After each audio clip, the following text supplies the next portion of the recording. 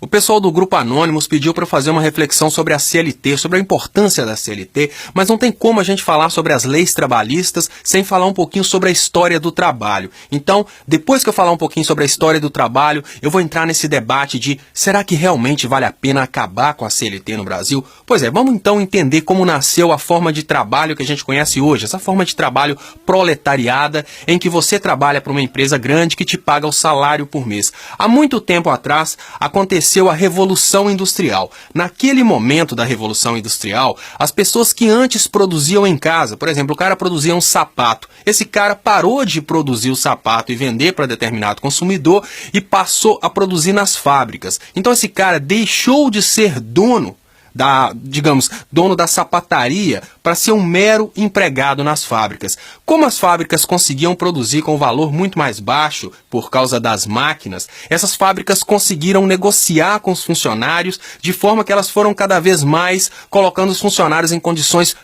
subhumanas de existência. O que aconteceu naquela época, gente, é que as fábricas falavam a seguinte coisa: olha, eu tenho emprego para você, eu pago tanto. Se você não quiser, tem um monte de gente lá fora esperando por emprego. Se você não quiser, você passa fome. Isso é a triste realidade da Revolução Industrial, em que a gente sabe muito bem que crianças trabalhavam 12 horas por dia. Enfim, a Inglaterra, a França conseguiram crescer bastante as indústrias dessa forma, mas as pessoas que estavam realmente trabalhando, que estavam realmente produzindo, começaram a passar fome, passar necessidades e começaram a se aglomerar em o que a gente hoje chama de favelas, porque para aquelas pessoas era muito mais fácil morar perto das fábricas, onde eram locais cheios de poluição. Essas pessoas foram se aglomerando e exatamente por causa da união dessas pessoas nasceu o embrião do sindicato. Aquelas pessoas notaram que se uma ou outra tentasse negociar melhores condições de trabalho, elas não conseguiriam, elas seriam simplesmente eliminadas da fábrica, mas se elas agissem conjuntamente, elas conseguiriam negociar, por exemplo, olha, se a gente não tiver pelo menos uma parada para almoço, a gente vai ter que parar de trabalhar todo mundo junto. Foi assim que nasceu o que a gente hoje conhece como sindicato. E um pouco mais para frente, isso já nos anos 1900, começaram a nascer as leis trabalhistas. Agora, indo para a realidade do Brasil, por causa desse mesmo tipo de exploração, o Brasil estava vivendo aquele sistema que hoje o pessoal está querendo trazer de volta, né? Aquele sistema neoliberal, onde os produtores têm condição de virar para o funcionário e falar: olha, eu não vou te pagar férias, eu não vou te pagar 13º, que nem existia na época, eu não vou te dar pausa e você vai ter que trabalhar 12 horas por dia. O cara fala: mas eu não aguento isso. Aí o cara vira para ele e fala: olha, se você não aguenta, ali fora tem um monte de gente que aguenta. E dessa forma, os donos das indústrias vão negociando e vão cada vez mais diminuindo o salário das pessoas. E foi para isso que nasceram as leis trabalhistas. Agora, entrando na ideia das leis trabalhistas, o que é importante você saber a respeito das leis trabalhistas? Quando grupos de direita criticam as leis trabalhistas, falando que elas tornam difícil empregar pessoas, é por causa da característica de irrenunciabilidade das leis trabalhistas. Isso é muito importante, porque o legislador daquela época, ele chegou à conclusão que se ele desse para o patrão e para o funcionário o poder de negociar, o patrão, como tem muito mais poder que aquele determinado funcionário, o patrão poderia virar para o funcionário e falar: olha, eu sei que você quer ter férias, eu sei que você quer ter 13º, mas se você quiser ter férias e ter 13º, eu não te emprego. Foi dessa forma que as leis trabalhistas nasceram de forma irrenunciável. O patrão não tem o direito de negociar com o funcionário que o funcionário não vai ter férias. O patrão não tem direito de negociar com o funcionário, por exemplo, que ele não vai ter parada para almoço. O patrão não tem direito de negociar com o funcionário, por exemplo, que ele não vai receber 13º, porque esses são direitos irrenunciáveis. E por que esses são direitos irrenunciáveis? Exatamente para que o patrão nem tente negociar isso.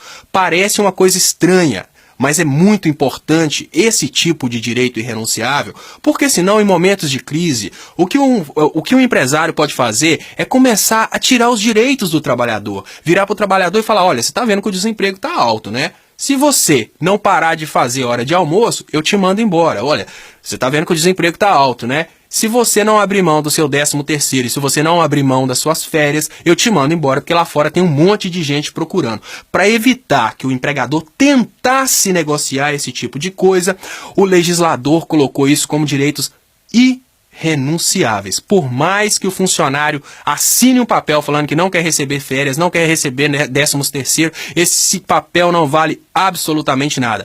Então deu para você entender o poder das leis trabalhistas. As leis trabalhistas dão para todo funcionário no território nacional a condição de dignidade irrenunciável. Isso significa que um funcionário não vai poder jogar com outro funcionário falando, por exemplo, chegando perto de um patrão, o cara está em dificuldade financeira, aí o cara chega perto do patrão e fala, olha, o seu Zé trabalha para você de pedreiro, não é? Sim, o seu Zé trabalha para mim de pedreiro, ele me cobra R$1.000 por mês. Faz o seguinte, manda o seu Zé embora que eu vou te cobrar 500. Isso não pode. Dessa forma, exatamente porque o legislador tirou a condição dos funcionários concorrerem entre si e chegarem a um valor que é até mesmo insuficiente para a própria existência, é que as leis trabalhistas são entendidas como fundamentais para manter a estabilidade da sociedade. Agora, gente, é muito fácil a gente raciocinar, né? Pensa na fragilidade de um trabalhador perto de uma empresa grande. Vamos pensar uma construtora que chega numa cidade grande, em momento de crise, igual a gente está vivendo agora, e fala, olha, eu tenho muitos empregos aqui para oferecer. Eu sei que o Brasil está com mais de 20 milhões de pessoas desempregadas, eu vou oferecer R$400 por mês para você trabalhar 12 horas por dia. Aí o cara reflete e pensa, olha, sinceramente, por causa da minha situação de crise, eu vou trabalhar por R$400 por mês. Aí na hora que a empresa enche de pessoas para trabalhar por R$400 por mês, ela vira e fala, olha, se vocês não aceitarem agora ganhar 300, eu vou aproveitar que tem aquela fila lá fora procurando emprego e vou dar emprego para todo mundo. Os economistas de direita extrema podem até dizer que isso é uma forma de equilibrar e até gerar emprego para todo mundo, mas vai chegar num ponto em que a economia vai melhorar e as empresas não vão se preocupar em diminuir o desemprego, porque se as empresas diminuírem o desemprego, elas têm que aumentar salários. Então o que as empresas vão fazer num país onde não existem leis trabalhistas para proteger o cidadão? Elas vão trabalhar na forma menos, digamos assim, a forma mais produtiva o possível, mas empregando o mínimo de pessoas, porque mantendo o desemprego alto, eles conseguem manter os salários baixos. Isso é um fato estudado em toda a escola de economia. Agora tem uma coisa, indo para as críticas sobre as leis trabalhistas. Existem várias críticas duras a respeito das leis trabalhistas. A primeira delas é que as leis trabalhistas dificultam as pessoas arrumarem emprego, porque aquele empresário pensa assim, olha, eu não posso dar emprego para fulano, porque se eu der um emprego para ele, ele vai ter que receber 13º, ele vai ter que ter férias. Isso é um princípio da dignidade da pessoa humana, né? Se você acha que você vai dar emprego para uma pessoa e você quer dar emprego para aquela pessoa sem dar para ela férias e 13º, tem alguma coisa errada com você, não é com a lei trabalhista. Agora eu vou dar uma dica, que é uma dica muito interessante para aquelas pessoas que têm outro tipo de reclamação, que elas falam assim, olha, a minha empresa está começando, como que eu vou poder pagar todos os direitos trabalhistas para o meu funcionário se a minha empresa é pequenininha e ela está só começando?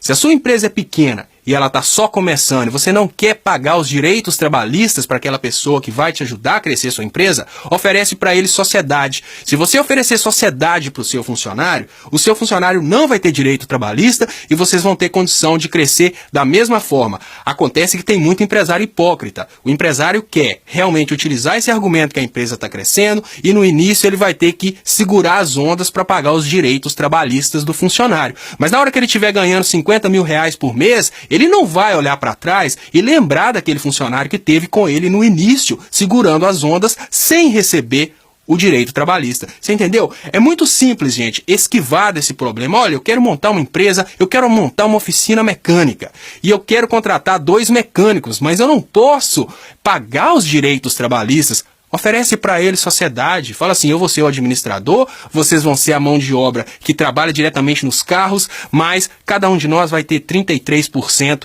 de sociedade na empresa. Eu fico com 1 a mais, eu fico com 4 porque eu tive a ideia. Então 34 para mim, 33 para você e 33 para você. É uma forma de resolver os problemas dos direitos trabalhistas, mas muita gente não vai querer fazer isso porque você sabe que a sua empresa vai dar muito lucro no futuro, afinal de contas é por isso que você está assumindo o risco do investimento. Então, espero que vocês tenham gostado do vídeo, pessoal do Grupo Anônimos que pediu, muito obrigado Essa é a minha opinião. É claro que tem opiniões divergentes, mas eu acho que de forma alguma o Brasil pode abrir mão dos direitos trabalhistas, porque afinal de contas, mesmo com direitos trabalhistas, as pessoas estão sem condição até mesmo de se manter com o salário mínimo. Já pensou se a gente tirar os direitos trabalhistas e as empresas tiverem condição, por exemplo, de jogar o salário para 300, 400 reais nesses momentos de crise? Não. O que a gente precisa é de uma política que estimula criação de empregos, uma política que estimula a formação de renda, e não uma política que estimula alto desemprego para manter os salários dos funcionários baixos. Muito obrigado e até mais.